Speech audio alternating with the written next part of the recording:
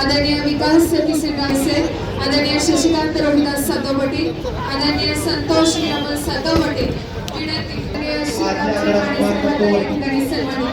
पाण्याची व्यवस्था करायची पंचांसाठी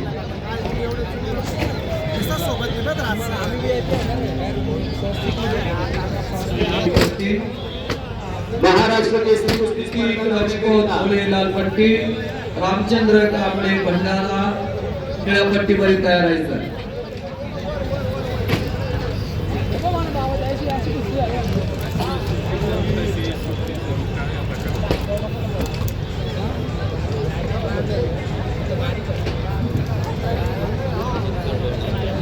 सन्मान होता वस्ताद आदरणीय नामदेवजी वडरे साहेबांचा.